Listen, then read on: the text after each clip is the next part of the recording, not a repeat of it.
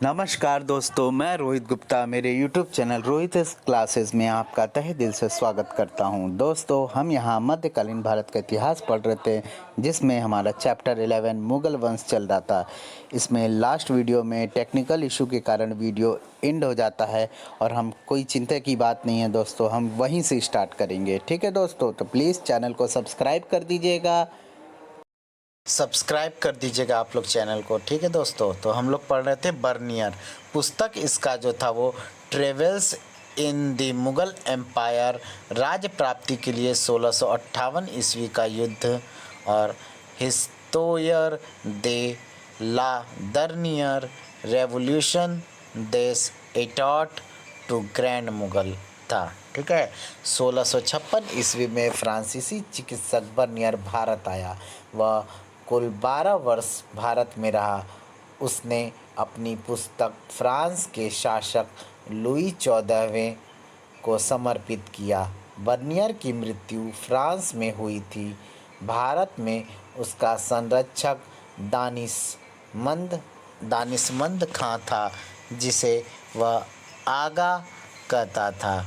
ठीक है, बर्नियर जब अहमदाबाद पहुंचा तो वहीं पर सर्वप्रथम दारा सिकों से मिला, जो कि देवराय युद्ध में औरंगजेब से पराजित होकर भागा फिर रहा था।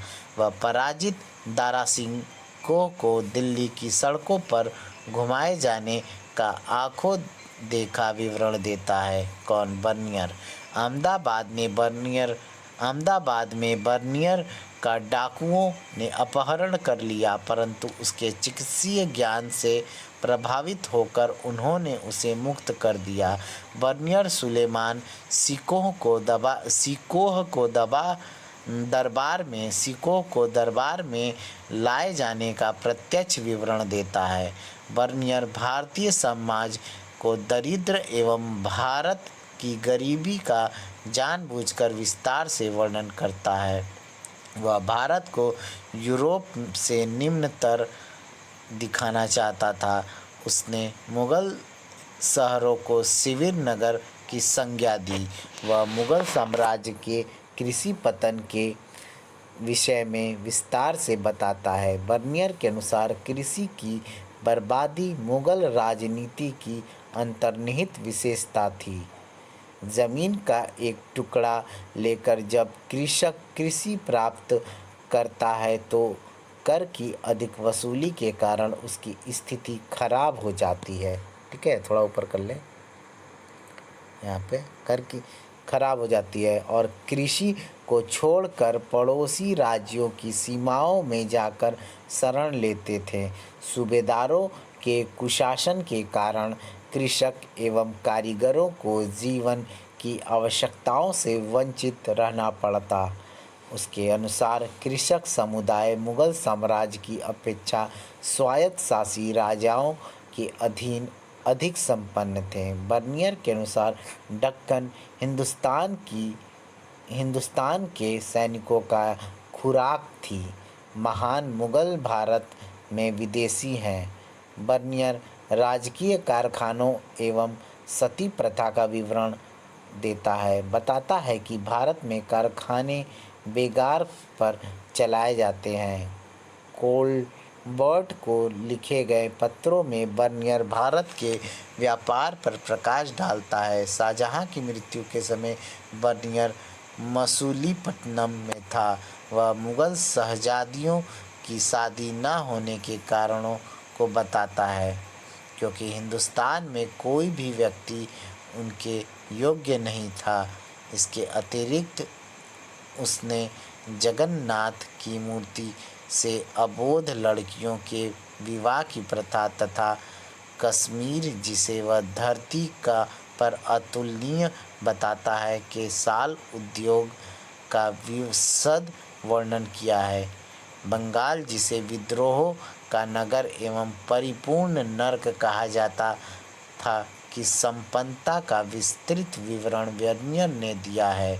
बंगाल यात्रा में उसका साथी ट्रेवर्नियर था। बर्नियर ने बनारस के विश्वविद्यालयों की तुलना यूनान एथेंस के विश्वविद्यालय से की है। ठीक है। हालांकि वह बड़े अफसोस के साथ लिखता है कि भारत ऊपर कर लेते हैं थोड़ा, कि भारत में कोई विद्या मंदिर नहीं है, ठीक है। धार्मिक शिक्षा के लिए मदरसों के अलावा जहाँ पाश्चात्य विज्ञान का अध्ययन किया जा सके, यहाँ पाश्चात्य ज्ञान में रुचि व्यक्तिगत स्तर पर थी, जो व्यक्ति के साथ ही मर जाती थी। सर्वप्रथम भारत में बर्नियर ने ही विलियम हार्वे द्वारा प्रतिपादित रक्त प्रवाह यानी ब्लड सर्कुलेशन के नियम को प्रयोगों द्वारा दानिशमंद खान के सम्मुख सिद्ध किया था, ठीक है। आगे बर्नियर के कुछ वर्णन तो बिल्कुल सत्य से परे हैं। जैसा कहता है कि शाहजहां वस्तुतः दारा का बंदा था। भारत में संपूर्ण भूमि का स्वामी राजा ही होता है। भारत में मध्यम वर्ग का अभाव है। मुगल अमीर वर्ग में विदेशियों की भरमार थी, जो कि एक दूसरे को घूस देकर सेवा में आए थे। बर्नियर का कथन है कि औरंगजेब ने आगरा के किले में शाहजहां को पूरी छूट दे रखी थी, परंतु मनुची इसका खंडन करता है।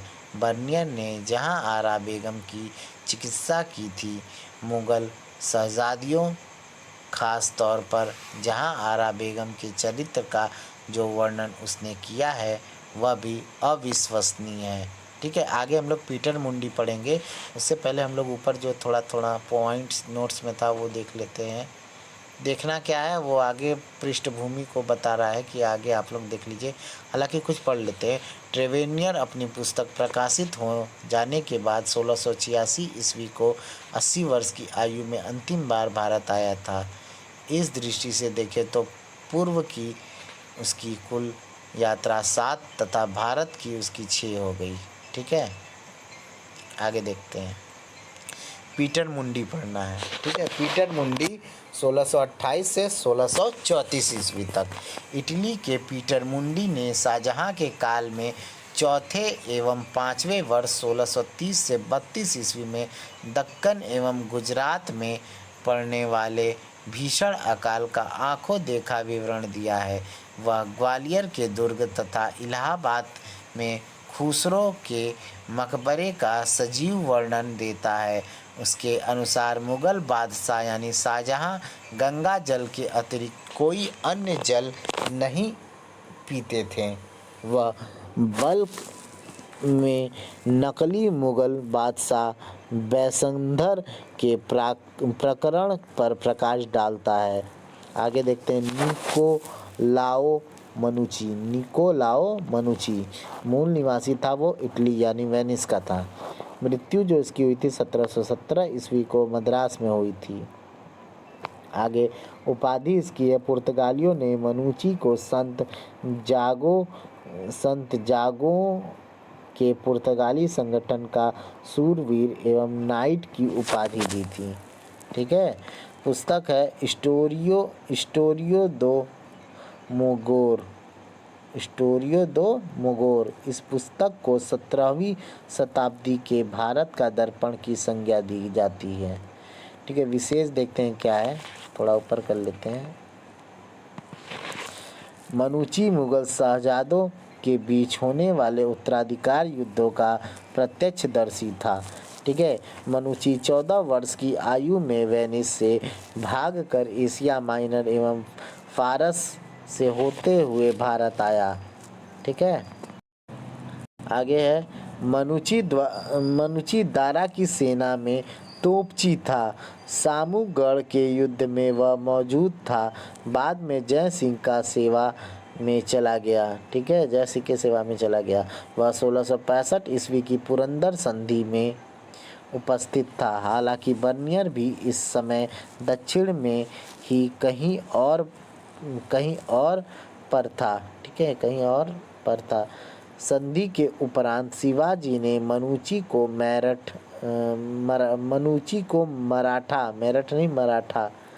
मराठा सेना में सम्मिलित होने का प्रस्ताव दिया, जिसे उसने अस्वीकार कर दिया। वह गोवा चला गया, जहां उसने पुर्तगालियों के दूत के रूप में कार्य किया। एक बार उसने पुर्तगालियों की तरफ से शाह आलम एवं संभाजी के बीच दूत की कुशल भूमिका निभाई। ठीक है, आगे। परंतु कुछ समय बाद मनुची पुर्तगाली कार्मेलाइट भिक्षु का भेष धारण कर वहां से भाग गया।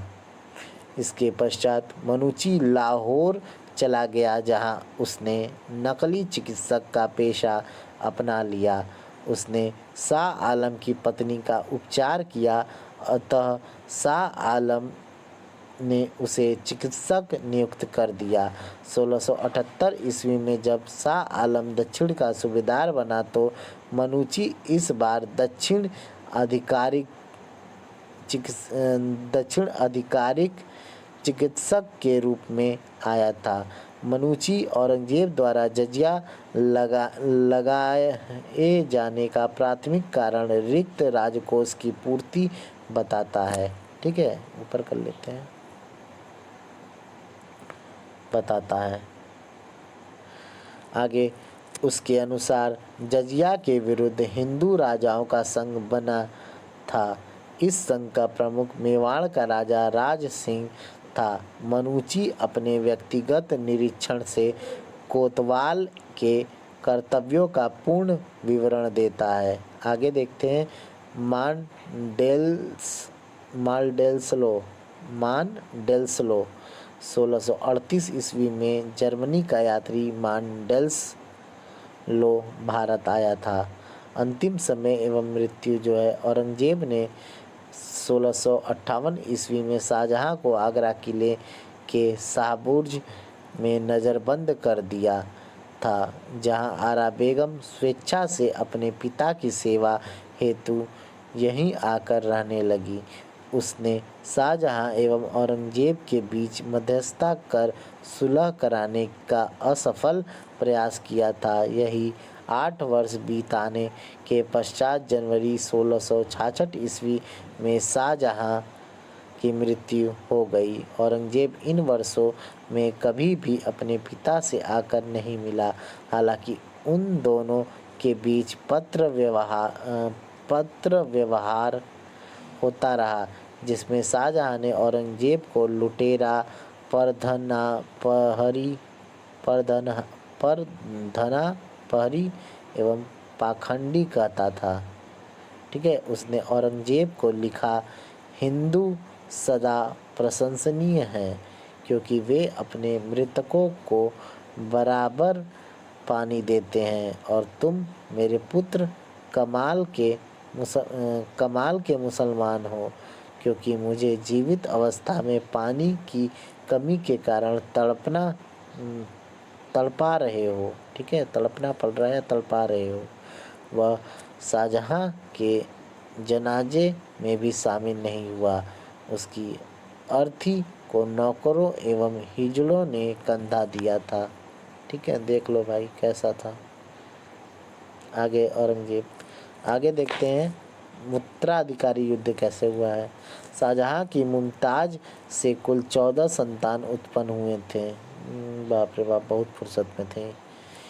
इनमें से 7 जीवित रहे, जिनका विवरण निम्नलिखित है। पहला, दारा सिंह को उपाधि, संस्कृत ए कलंदर, शाह बुलंद इकबाल।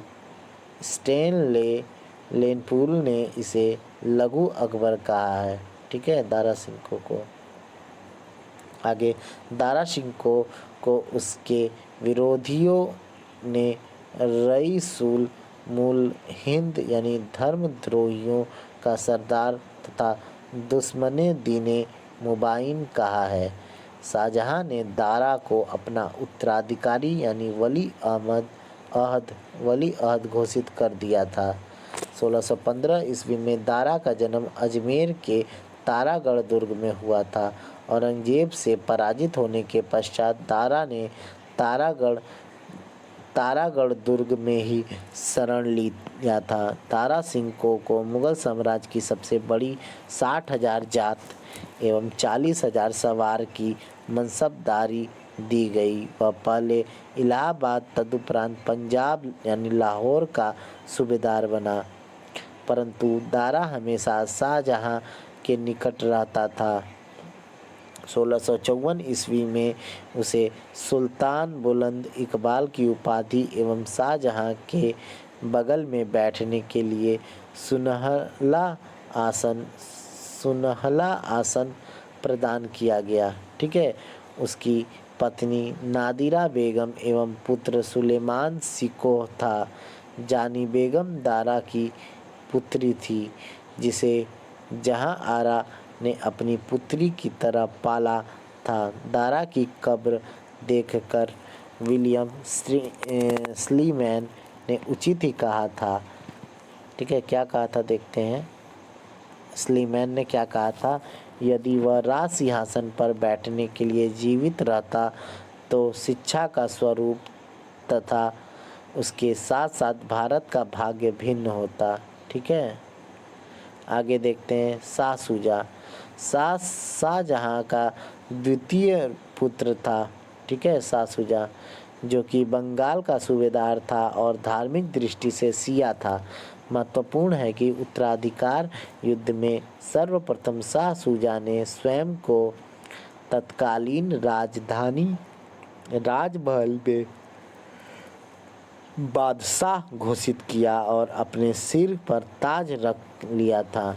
अब देखते हैं औरंगजेब थोड़ा सा।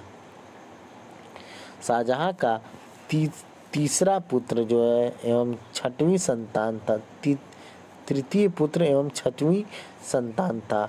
उत्तराधिकारी युद्ध शुरू होने के समय वह दक्षिण का सूबेदार था। उसका सहायक मीर जुमला था, जिसे औरंगजेब अपना पुत्र कहता था। औरंगजेब ने एक चाल के तहत मीर जुमला जो कि इस समय तोपखाने एवं युद्ध सामग्री का प्रमुख था, ठीक है, मीर जुमला को गिरफ्तार कर लिया। उत्तराधिकार युद्ध आरंभ होने से पूर्व औरंगजेब ने सतारी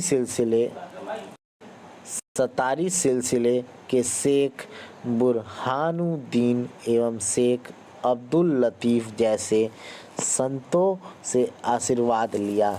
मार्च 1658 ईस्वी को बुरहानपुर से वह उत्तर की ओर चला। उसने स्वयं को बादशाह घोषित नहीं किया, अपितु आगरा जाने का उद्देश्य बीमार पिता के दर्शन की इच्छा बताया। दारा एवं शाहजहां औरंगजेब को पाखंडी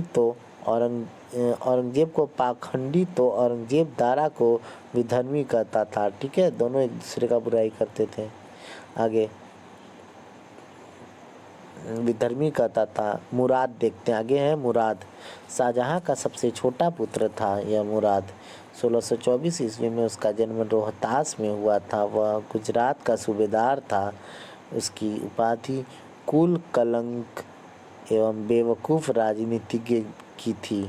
ठीक है, उत्तराधिकार का युद्ध जो है औरंगजेब के साथ गठबंधन बनाकर लड़ा। ठीक है, आगे बर्नियर के अनुसार दारा को हराने के बाद मुराद को पूरा राज्य देकर स्वयं फकीर बनने तथा मक्का जाने का औरंगजेब ने वादा किया।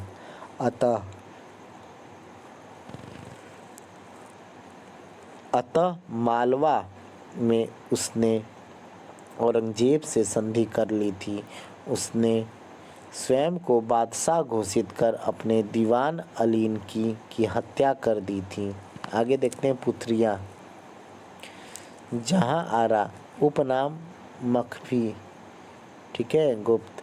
उपाधि क्या थी, साहिबा तुज जमानी। शाहजहां की जीवित संतानों में सबसे ज्येष्ठ यही थी। उसका जन्म 1614 ईस्वी को अजमेर में हुआ था। यह कवियत्री थी जो कि नाम से कविताएं लिखती थीं। जहां आरा को सूरत से राजस्व प्राप्त होता था, 1645 ईस्वी में वह पूरी तरह से जल गई। अंत में आरिफ नामक दास के द्वारा बनाई गई मलहम से ही वह ठीक हुई। जहां आरा दारा सिंह को की चहेती बहन थी, शाहजहां ने उसको साम्राज्य की प्रथम महिला का खिताब दिया, जिसे औरंगजेब ने भी बरकरार रखा। आगे देखते हैं, बरकरार रखा। वह स्वेच्छा से अपने पिता के साथ कैद में रही। औरंगजेब ने भी उसकी इस इच्छा का सम्मान किया। औरंगजेब द्वारा लगाए गए जजिया का विरोध जहां आरा ने किया था, यह एक सूफी महिला और कादिरिया सिलसिले के मियां मीर एवं मुल्ला शाह बदख्शी की शिष्या थी। ठीक है, आगे देखते हैं। उसने अनेक चिश्ती सूफियों के जीवन वृत्त को लिखा था। जनवरी 1681 ईस्वी में जहां आरा की मृत्यु हुई, औरंगजेब ने मृत्योपरांत उसे साहिबा तुज जमानी की उपाधि दी। जहां आरा बेगम को निजामुद्दीन औलिया के मकबरे में दफन किया गया। ठीक है, आगे देखते हैं। रोशन आरा एवं गौहन आरा अन्य पुत्रियां थीं। ये रोशन आरा एवं गौहन आरा, जो कि क्रमशः औरंगजेब एवं मुराद को सुल्तान बनाना चाहती थीं। रोशन आरा आगरा में औरंगजेब के लिए गुप्तचरी किया, तो वहीं गौहन आरा मुराद की जासूस थी। ठीक है, उत्तराधिकार का युद्ध देखते हैं। बर्नियर का कथन है कि मुगल देश का आदर्श था कि राजत्व रक्त संबंध का आदर न करता। वे भाई जो इस समय एक दूसरे के विरुद्ध घातक संघर्ष में रत थे का नारा था। ठीक है, संघर्ष में रत थे का नारा था। तख्त या तख्ता, सिंहासन या कफन। सितंबर 1657 ईस्वी में शाहजहां के बीमार पड़ते ही उसके पुत्र, जो कि एक ही मां की संतान थे, भाद्रघातक युद्ध की तैयारी करने लगे। ठीक है, भाद्रघातक युद्ध की तैयारी करने लगे। आगे कुल 5 युद्ध क्रमशः हुए। बहादुरपुर युद्ध, धर्मत युद्ध, सामूगढ़ युद्ध, खजुआ युद्ध और देवरिया युद्ध। इनमें से सामुतगढ़ का युद्ध निर्णायक सिद्ध हुआ। इस समय चारों भाइयों की अवस्था दारा सिंह को, जो कि 43 वर्ष का है, शाह शुजा जो कि 41 वर्ष का है, औरंगजेब 39 वर्ष का है। ठीक है, एवं मुराद जो है वो 33 वर्ष का है। ठीक है, ये बताया गया है। नेक्स्ट है बहादुरपुर युद्ध देख लेते हैं। तिथि जो है फरवरी 1658 में शाह शुजा ने बनारस के पास दारा सिंह को के प्रतिनिधि मिर्जा राजा जय सिंह एवं सुलेमान सिकोह से बहादुरपुर का युद्ध किया। शाह शुजा पराजित हुआ और बंगाल वापस चला गया। धर्मत युद्ध, तिथि जो है अप्रैल 1658। ठीक है, धर्मत युद्ध। औरंगजेब एवं मुराद ने उज्जैन के पास धर्मत में दारा सिंह को के प्रतिनिधि जसवंत सिंह एवं कासिम खां को हरा दिया। धर्मत विजय की स्मृति में औरंगजेब ने फतेहाबाद नगर की स्थापना की थी। इसी धर्मत युद्ध में जसवंत सिंह ने मुगल सिवर को लूटा और युद्ध के बीच से ही जोधपुर पहुंचा, तो उसकी पत्नी ने किले में घुसने नहीं दिया। ठीक है, आगे देखते हैं। सामूगढ़ युद्ध। सामूगढ़ युद्ध तिथि 8 जून 1658 ईस्वी। आगे देखते, आगरा के पास हुए सामूगढ़ युद्ध में दारा सिंह को युद्ध हेतु खुद उपस्थित हुआ, परंतु वह औरंगजेब एवं मुराद की सम्मिलित सेना से हार गया। इसी युद्ध में दारा के बाएं भाग का सेनापति रुस्तम खां मारा गया। ठीक है, औरंगजेब ने तुरंत आगरा किले पर अधिकार किया और अपने सहयोगी भाई मुराद की हत्या करवा दी। तदुपरांत 21 जुलाई 1658 ईस्वी को उसने दिल्ली पर अधिकार कर स्वयं को बादशाह घोषित कर दिया। अब है खजुआ युद्ध। खजुआ युद्ध पढ़ेंगे। तिथि जो इसका है जनवरी 1659 में इलाहाबाद के पास हुए खजुआ युद्ध में औरंगजेब मीर जुमला एवं जसवंत सिंह ने शाह शुजा को हरा दिया। ठीक है, शाह शुजा भागकर अराकाल पहुंचा, जहां अपराधियों ने उसकी हत्या कर दी। इस युद्ध में जसवंत सिंह ने औरंगजेब को धोखा दे दिया और मुगल शिविर लूट कर भाग गया। ठीक है, आगे देखते हैं। भाग गया। आगे है देवराई युद्ध। देवराई युद्ध देखते हैं। तिथि जो इसका है 1659 ईस्वी में अजमेर के पास हुए देवाई युद्ध में दारा औरंगजेब की सेना से हार गया। उसे बोलन दर्रे में एक अफगान सरदार ने धोखे से बंदी बना लिया था। ठीक है, आगे देखते हैं। ये कुत्ते लोग भी भौंकने लगे यार। दारा को दिल्ली की सड़कों पर नग्न करके घुमाया गया। ठीक है, बिना वस्त्र का घुमाया गया दिल्ली की सड़कों पे। इस दृश्य का प्रत्यक्षदर्शी बर्नियर था। औरंगजेब ने एक विशेष न्याय समिति गठित की, जिसने दारा को विधर्मी घोषित कर मृत्यु दंड दे दिया। ठीक है, आगे दारा के साथी सूफी शेख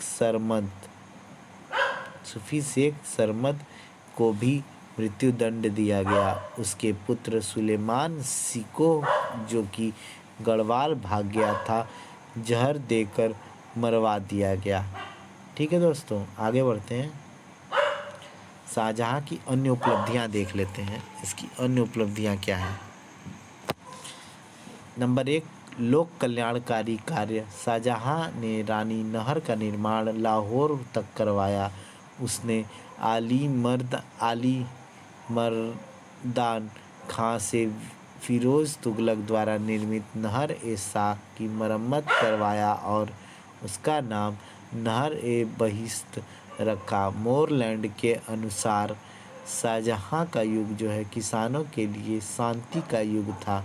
शाहजहां को कृषकों का हितैषी माना गया था। ठीक है, कुत्ते लोग भी भौंकने लगे। नंबर दूसरा पॉइंट है गंगाधर एवं गंगा लहरी के लेखक जो हैं वो जगन्नाथ पंडित शाहजहां के राजकवि थे। ठीक है, शाहजहां के राजकवि कौन थे? जगन्नाथ पंडित। नंबर 3 देखते हैं। शाहजहां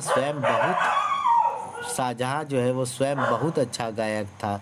वह फलित ज्योतिष में विश्वास रखता था। नंबर 4, राज्याभिषेक के 20वें वर्ष शाहजहां ने मनसबदारी व्यवस्था में सुधार करते हुए शीश महा एवं समीक्षा लागू किया। नंबर 5, भूमि कर उसने 1/2 यानी 50% किया, जिससे उसके काल में राज्य की आय बढ़कर 40 करोड़ रुपया प्रति वर्ष हो गई। शाहजहां ने जब्ती प्रथा को स्थगित कर दिया था। ठीक है, नंबर 6वां देखते हैं। शाहजहां के ही समय से लगान वसूलने के लिए भूमि ठेके पर यानी इजारेदारी दिए जाने लगी। उसने साम्राज्य का